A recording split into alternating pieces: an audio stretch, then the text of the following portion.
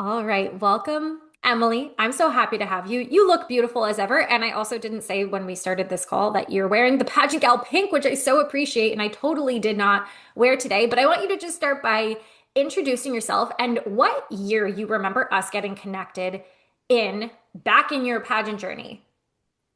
When was it? When do you remember? Get started. Give yourself a Pageant Gal introduction. We're going to share all about our time working together recently. But when do you remember us first connecting? But first of all, who are you? What do you do? Where do you come from? Let the people know. Of course. Well, hello, everyone. My name is Emily Mast. I am the current International United Miss Michigan, and I'll be competing at their 10th anniversary pageant this July. I've been a part of Maria's World for probably about 4 years now. We first connected towards the end of 2022 because I was competing for a different title in 2023. And the reason why I remember that is because you had done an Instagram live immediately after, I want to say, Miss USA had happened. And I hopped on your live, and that was the very first time that I had ever done anything with you or seen any of your content. And we started working together after that. No, it's so funny. The last time you told me you saw me on an Instagram live, I was like, I need to do more Instagram lives because I think you and someone Mhm. else said it. And I had been like on an Instagram live hiatus for like 4 or 5 months. And I was like, all right, we got to go on live. The gals are there. They're watching. We got to connect with them more. So I love it. And it's pre-pageant, which I kind of wanted a mix of Mhm. gals because it's too easy to be like, oh, of course she won the international title. Now she's giving like this raving review. I was like, no, I want to show like the experience of who these women become, especially in crunch time, especially when the pageant is about to happen, because like that's really where you see the growth that you have had. It's not just afterwards when it's like, yep, all validated. Yep, it all worked out. It's like, who are you coming in the competition as, and what are you really building beyond it? Like that's the real important thing that we do inside the Queen Collective. So I want to know, what was it like and what was going on in your world? Kind of bring us back 8 months when you were like, I'm recompeting and coming back into quote unquote my world. Like what was going on in your mind, in your life, in your pageant journey then?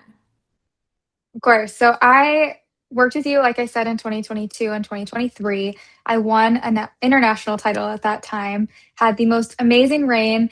And then after crowning my successor, I bought a house. So I was renovating my house. And then I had a pretty major surgery to where I wasn't able to walk for a really long time. And so I never retired from pageantry. I just took a brief step back because I needed to focus on building my home and healing my body. But then last summer, I, of course, was watching all the pageants happening, and I got the bug and the little itch in my mind that said, okay, your work's not done. It's time to compete again. So I started thinking about it. I hopped on one of your live trainings. I don't even remember what it was about. And I had no idea if I was going to compete, where I was going to compete. And I just remember feeling that spark just by listening to you speak all over again. And then I found International United Miss, and all of their goals and values aligned with mine. And that's when I decided I'm going all in. And of course, I have to work with Maria to be able to do that. I love it. I Mhm. forget if you had registered. I had a training go out at the time. I went back through the archives and I Mhm. forget if you told me you were competing or if I saw a notification. I feel like I saw a notification come up and I saw your name and it was like the heavens opened up and they were like, oh, she's back. And I was like, Yes. ooh, this is exciting. And then I think you told me after, I don't remember, do you? Yes, it was really similar to that. So I signed up for your training and then I attended it. And then you texted me probably 2 or 3 days later and was like, girl, what's going on in your life? You've been quiet. I haven't seen anything from you. So I gave you the rundown of everything that had been going on. And I said, I have a few in mind. And I told you International United Miss. And you're like, yes, that's the one. And then I signed up right after that. I love gals who are like, okay, yep, Yep. I'm just gonna go do it and Yes. listen. Not that I'm always right, but I got a pretty good hunch. So it was after a training. It was probably like October, November at the time. Now it's June. We're almost actually in Mhm. July. What was going Yes. on that you were like, okay, I want to get invested in coaching again? And specifically because you mentioned you already won an international title before, but what was going on in your mind that you're like, I want support going on this new journey? Yeah, and I had access to all of your trainings that I had invested with you previously because you're amazing and don't take away access to those, like nail your pageant Lifetime. interview when you did. Yes, when I did that one the first time. I think I did sponsors magnified strut. Like I did everything. So I had access to all of them. And I told you I was gonna just rewatch them and see what happens.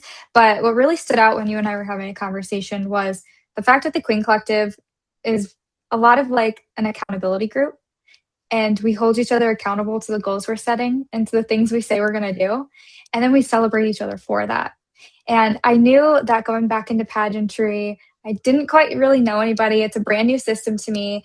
So I needed a group of girls that were going to inspire me, uplift me, celebrate me. And the Queen Collective was that space. Because not only was I getting one on one direct support from you in the weekly reviews, and of course the training sessions, but I had this group of incredible women who were there to support me every step of the way as well. So taking a break from pageant, my mindset had really been, okay, what's my life even like anymore? I'm not in pageant mode. I'm not doing this or that. So I had to retrain my mindset, and having the girls in the Queen Collective really helped that. It's like you had the support, you had the trainings, like you had the Yes. support in the way like you had the trainings, you had like the past. Obviously, you had like Mhm. supportive community and people around you. And absolutely, you probably at the time could have continued like piecemealing and joining the different programs that I run or master classes. But it really sounds like it's overcoming this plateau of I have not competed in several years. Like you've Yes. changed, you've grown, like your career has grown, your platform has evolved. There's so much personalization. And I will say that's why a few years back I used to do more like program focus. Now I do more of the personalization and that, quote unquote accountability focus on what is your real goal? Like what are we working towards? Because that's really what women need because you can train your interview, win a crown, and then not know what to do with it. Or you can Exactly. carry the platform forward, but something in you could feel disconnected and just like, oh, I'm just kind of like doing Mhm. the same thing I did before. And I love the process of growth and helping women say, I'm stepping into more potential. Like there's more for me here. That's why I'm saying yes. I'm not here to just do the thing I already knew a couple of years ago. Help me grow. And that's just like way more exciting to me. And I will say, and I'll just be open about it, like it is a bigger investment, right? Like it's a much bigger Mhm. growth edge that you get to do when you're investing this way. So, what made you decide to invest?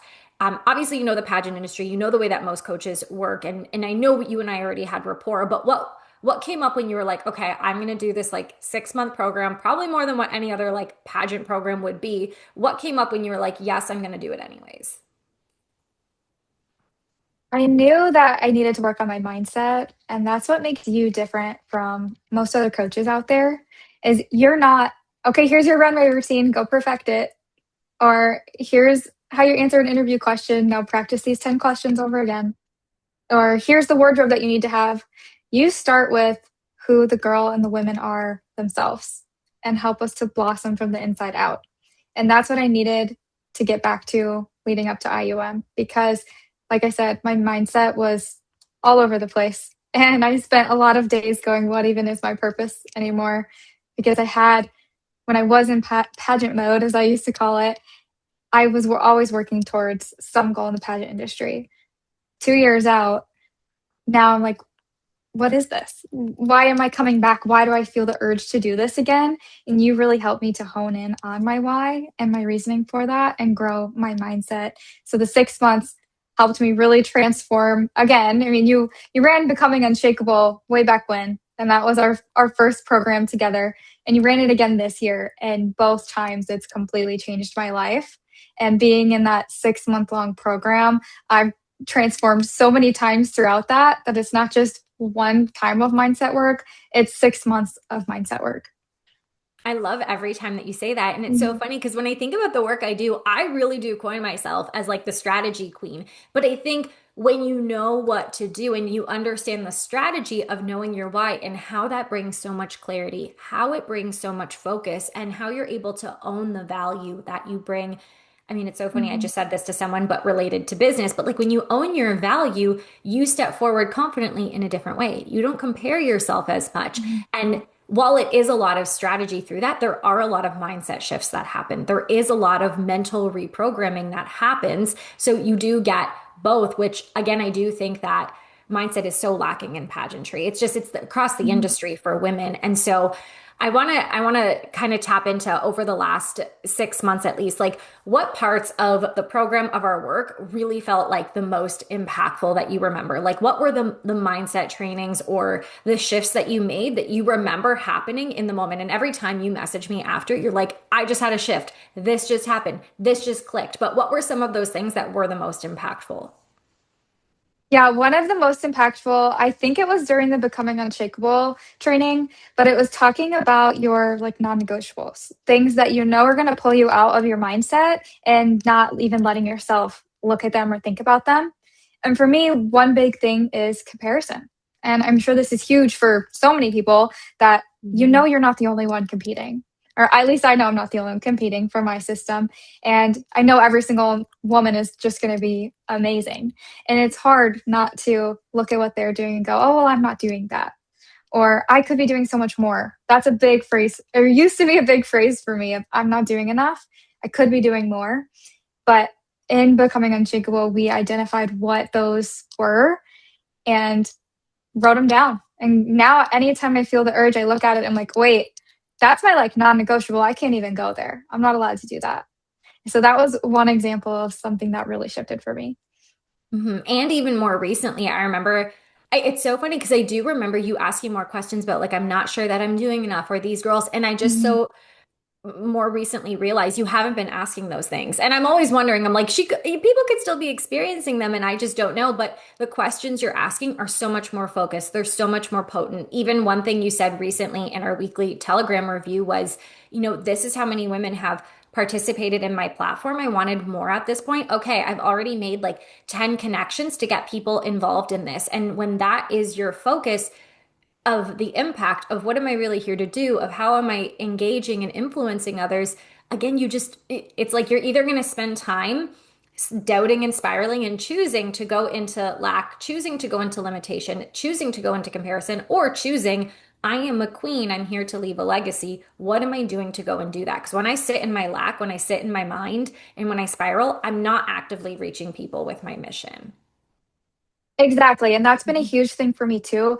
I don't have the time. I'm busy every single night. I have something going on. I work full time, I volunteer, I'm at walking practice, I do work events in the evenings, I travel a lot for my job. Mhm. I simply just like do not have the time to worry about what other people are doing because I know the impact that I'm making and it's mine. I created it and it's my baby that I get to work with every day. And I absolutely love that. And like you said, there was a time where I only had 10 women's stories in my journal. So I created this traveling journal gathering women's workplace stories. I only had 10. And when I think about I only had 10, it feels small. But I shifted my mindset to 10 women took a chance on me.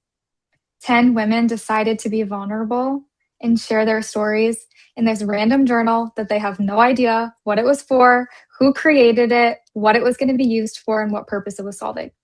Half of them don't even know who I am. I'll read through there and I'm like, who are these people? I don't know. But it's incredible because these are women who took a chance.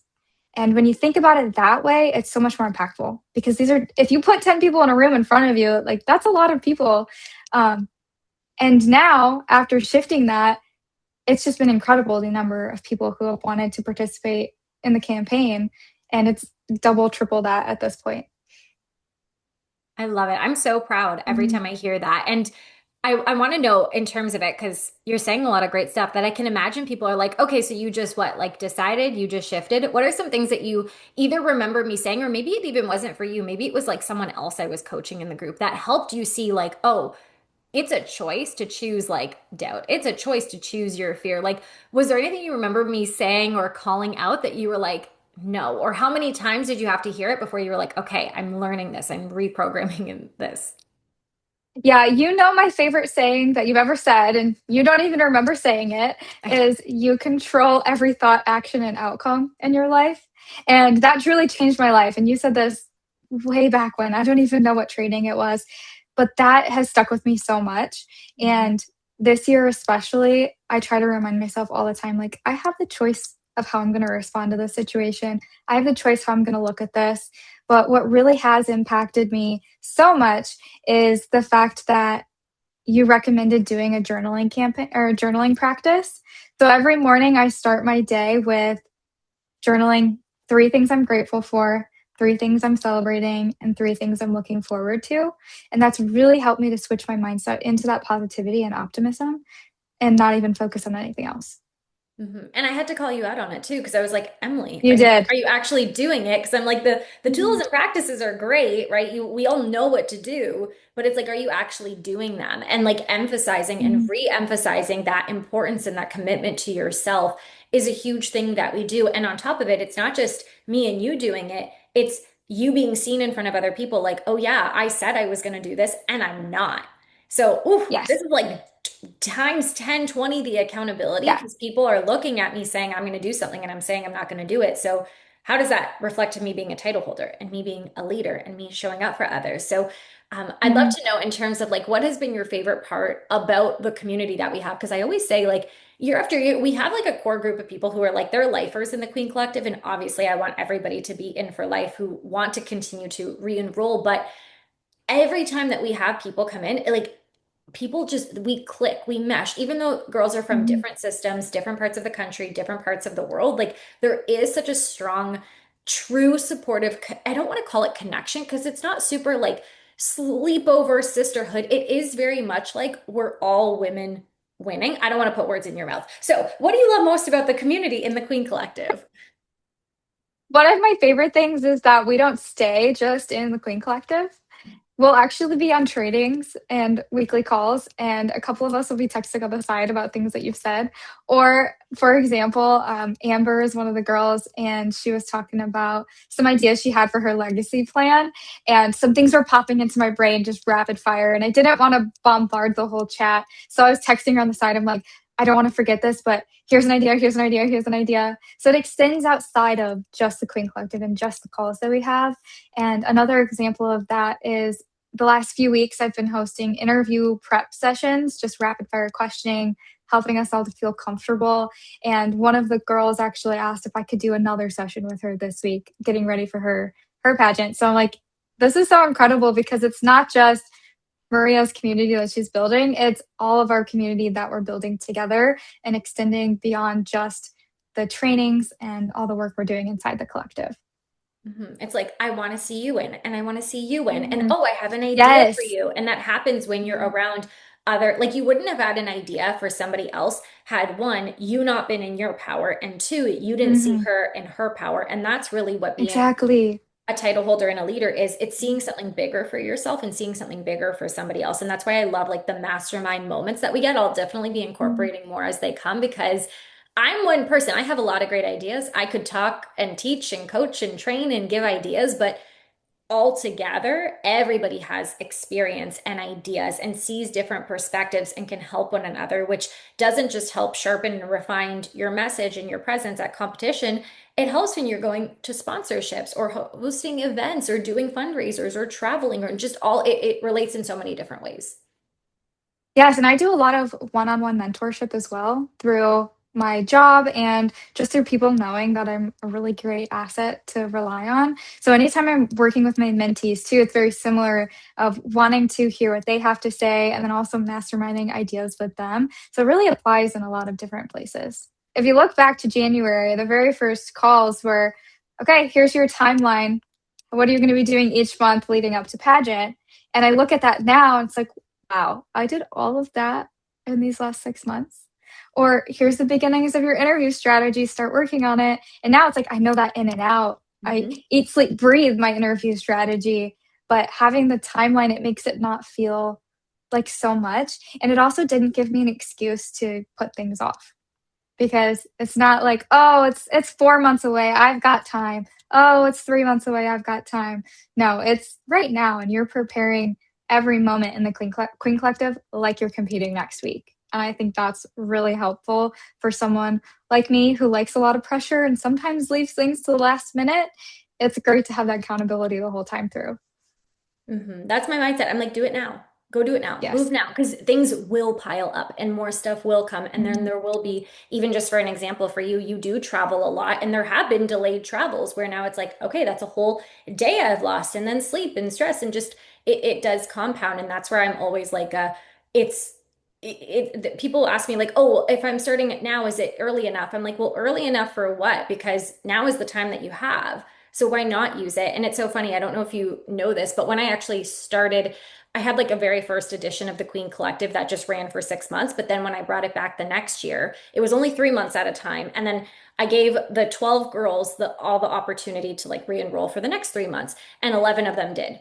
So I was like, and each of them said like it just wasn't Mhm. enough time for the 3 months. So that's why I'm like, it's just 6 months. People will ask me like, why is it 6 months? You have a 2 month or a 3 month. I'm like, no, you're not gonna get the same thing out of it because it like Mhm. and on top of it, out of 11 of those girls, 9 girls won their pageant. So you know, Yay. it's data, okay? It's stats, it's facts. Yes. So, bringing it back to Emily, though, because this is who we are spotlighting, what are some of the specific wins that you've had, like that you've seen through your confidence, your mindset, even like your platform that you can say, again, until competition happens? I would just keep saying, I'm like, we're going to film another one of these after the pageant with like all of your awards and crowns and sashes. But up until this point, what have been like the biggest wins that you've achieved? I would say the biggest win I've achieved happened last night, actually. I was in the middle of rhinestoning my evening gown cape, and I wanted to see just how far I had gotten along. And when I looked, there was all these like splotches all over the cape that were really dark. And I immediately freaked out and said, okay, well, what is this? But I took a breath, said, it's okay. It's all going to work out and it's all going to be fine. And I started DIY hacking it to see what I could do to hopefully fix it. No solution yet, but I'm determined that there is a solution. But no matter what happens, I know that it's going to be perfect and it's exactly how it's supposed to be. Whether the cape is better and I can finish rhinestoning it, or if I have to get a new one, or if I don't have a cape at all, no matter what, I'm going to still go out there and rock it because it's not about what I'm wearing. It's about who I am and how I present myself and show up. And that's a huge mindset shift win that I've had because in the past, I probably would have spiraled and cried all night long. But haven't shed a tear, and I'm not going to because it's going to be great. Sadly, there has been a trend recently of Queen Collective girls having wardrobe malfunctions like Yeah. days and weeks before their pageant, but I have not gotten any SOS emergency text messages. And whenever one of you messages me, you're like, Maria, this is the situation, but this is how I'm handling it, and this is what I'm doing. And that level of self-regulation, like that level of personal development is truly like no, it's not a crown on stage. No, it's not how many people were involved in your platform, but that is such a win to know how to handle stressors and pressures that can come up that suck. Right? It's unfortunate. It's uncomfortable. It's an inconvenience that you weren't expecting, but your response to it tells me everything about the way that you've grown, especially because you can remember back when like, oh, if this happened before, I would not have been so cool. Exactly. And so there's three pieces of the Queen Collective, right? It's like the personal development side. How about like the pageant side and the platform side? What are some of like the specific wins that you've had when it comes to those two areas? Yeah, with the platform side, I actually joined you at the Pageant Gal experience last November, which wasn't part of the Queen Collective, but I was registered for the Queen Collective by that point, and there was a lot of similar women that were there. But we had the opportunity to mastermind our platforms as well, and I knew that I had outgrown my previous platform, which was called Big Sister Advice, and it was about supporting students transitioning to working full time. And now that I was no longer a student and I had gone through that transition myself and been working for a while, I grew into Big Sister Advantage, which is about supporting women in the workplace. But through that, I kept saying, I want to tell women's stories. I want to share their stories. And that's how the idea of the Margins of Strength journal was born because we were all sitting around talking about it.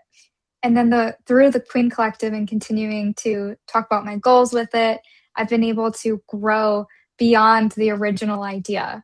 So originally it was just, well, let's create a journal and share it with women. And then it was, well, let's have each other write inspiring notes in the margins. And then let's have the book published. And then let's annotate it, see what the common themes are, write an academic summary, and get it published in academic journals for major recognition. So it's just kind of really grown far more than what I had originally intended it to. And that's the power of the women in the Queen Collective constantly pushing us and saying, no, I see so much bigger for you, and you're limiting yourself. So that's how the platform side has worked out. And I love the way you all kind of call each other out, sometimes more than I do. But Hmm. the bigger thing to highlight here for you is that you're so, like, you're one of a kind, Emily. You really are setting the bar in your own way. And when you came to the second retreat, the Monumental Queen retreat, and you had it in person, I was almost in awe. And I remember looking and being like, she's an author. Like, how incredible is this? And seeing the stories and the pages and the other women looking at it, like, that's something that you created, that you're the first to do that. I don't know anybody else who's done that. And now you've actually inspired other women to start their own related to their own initiatives. And so it's that level of just like creativity, innovation, and again, like building off of each other's ideas that really does just catapult the way that you think and the way that you move. And even though again the pageant hasn't happened, you have like truly grown so much in not only interviewing, you've always been a great interviewer, but in knowing your connection to your why, in improving like the small details in your tone when it comes to your introduction, when it comes to Yes. every different interview question, and now being able to like tell other women what you hear and see them saying or not saying. And the runway too, go overcoming. I'm like, let me share this girl's win. Everyone here's so modest. But even like coming back from surgery and having your runway routines look so polished and so beautiful, I can't wait to share them when you're on the stage. There's Yes. been in every which way, like the Emily 6 months ago that walked into this year and into this program is just she's not gone, but she's just so much more evolved in her Mhm. leadership and power. Yeah, because back in January, I had said multiple times, I don't know if I can walk in heels. Hmm. And it was a true, like, real concern for both of us that pageant week was going to come and I was not going to be able to be in heels the whole time or things would go wrong on stage. So we didn't even really start practicing runway until March or April Hmm. ish. So that's a while, and that's really close to pageant for most women. But I think that the mindset and the confidence and all the other work that I had done beforehand really unlocked my ability to be present on stage. Because now when I'm walking and practicing, that's not even a concern for me. I'm like, it's going to be fine. It'll hold up. The ankle will do its job. It's there to support me. I'm rooted in the earth and it's going to be great. And that shows through the mindset area as well as all the practice we're doing and the little nuances and being patient with my body too. So I was very open with you and said, I can't do that. That's not going to be a move that I can do. The ankle didn't like it. So we did something different and it's working out great. So that is another aspect too on the more pageant side, but overall, I do feel like a different woman. I feel like the same woman, but different in so many ways. You're just like a lot more certain, a lot more Mhm. self-assured. You're like, not, you know who you are? You are unshakable. After how many times did you I become am. unshakable? You're getting there in terms Yes. of things cannot shake me. Things cannot shake me because I cannot be shaken. No ankle, no journal, no this, no doubt, no thought, nothing. That Mhm. is who Emily Mast is. That is like the collective energy that we all bring together. And to kind of wrap this up in a beautiful bow, because trust me, we could go on and on. And I know you've actually got runway practice tonight that we want to get you to go to. Yes. So if you were sitting talking with a woman 6 months ago who was where you were, and she was considering and she's like, I want to do this. I know I want to build my platform, my confidence. It's not just about the pageant, but I want to win the pageant. What would you say to her? And what is really like special about your experience inside that you're like, hey, you've got to do this? I know for a lot of women, it's hard to overcome the investment aspect of not just coaching, but all of pageantry. Hmm. Pageantry is expensive. I don't even want to add up how much I've spent leading up to this competition because it's a lot of money. I probably could have paid for a really great vacation in Europe for sure. But money comes and goes. You're always going to be able to make more of it. And investing in yourself will always outweigh not investing in yourself. So, my biggest advice to women who are considering joining the Queen Collective is it's already a thought in your mind. You've already made the initiative to talk to Maria or follow her on Instagram so you know what she's about. Your heart's leading you here, and you need to fulfill that and listen to yourself so that you can grow and become the best version of you. Because the experience you're going to have far extends beyond pageantry. I spent most of this time not even talking about how it impacted my pageant prep. It was about how it impacted me. So that's my recommendation to you. I love that. And you know what? It's so important to also note that so many of the women just recently we found out, like one girl had her pageant get it. They say it was postponed. It was practiced. It's canceled this year. It's not happening until next year. We just had another client find out she's the only one competing there. So you just slowly start to Mhm. realize, like, yeah, you could take a vacation. Sure, you could get a car in some cases. For some people, probably Yeah. right? A nice used car of some kind, but it's like, it's not just about, oh, I'm going to the pageant. It's like, I want to become a version of me that is a queen who knows her story, who knows her message, who knows she can create really incredible opportunities, who can wear the crown, right? It's not just about, I want to compete and beat other competitors and win and be on stage. It's, what am I really doing this for? Who am I going to be not Mhm. just 6 months from now, but 6 years from now? Because the way that I've grown and invested and become a woman who can't be shaken, who can step on stage, who can lead other people, like that's what it's really about. Exactly. And you had us at the beginning of the year write down our goals. And of course, my number one goal was to receive the title of International United Miss. But my second goal on that list was to become the person that I want to be and to really step back into my queen mindset, my queen identity, my queen energy. And I've accomplished that. And that's all because of you and the Queen Collective. It really, really, truly is. Thank you so much for sharing all of this, Emily. And like I said, I'm going to make good on my word that after competition, we're going to do like a part two segment of this. But I think it's so much more refreshing for women to see like this is the true energy. Like, of course, again, it's easy for me to interview someone who's already won and talk amazing things, but it's like, who are the women before they step on stage? And, sometimes afterwards, we all go in our feels, whatever happens. But I wanted to get this like this person who I've been getting to work with for years and have seen the growth and the leadership that you've stepped into. And again, I've said from the start, I've said many times, like, you're such a gift to this group, you're such a gift to the world, and that IUM would be so incredible to have you as their international title holder. So we're sending all the good chin up, crown on vibes into the Thank universe you. for you. And again, like, I've loved having you in person at our retreats and in the collective, at all the programs, at all the calls. At one point, I was like, Emily, you do not need to be on every single call. I know I give you a Yes. lot. And you were like, Maria, there are 5 calls this week. I was like, you do not have to be on all of them. I give you everything. Discern. It's okay. Because if Mhm. you're like Emily, you will be at all of them if you can. But you learn it's not about doing more and I got to do all the things and enough. Like, just that whole mindset of I have to do the most and I have to do more. It's like you don't feel restricted or pressured by that. And I love to see just you be like, I'm Exactly. doing what I got to do and I'm doing what I can and I'm going to what I can and it's all enough. Yes, exactly. You're such a queen, Emily. Thank you for being on here and for sharing your journey with our gals. And for those that are interested, I'll leave the details down below to join us in the Queen Collective. So thank you, and we'll chat with you all very soon.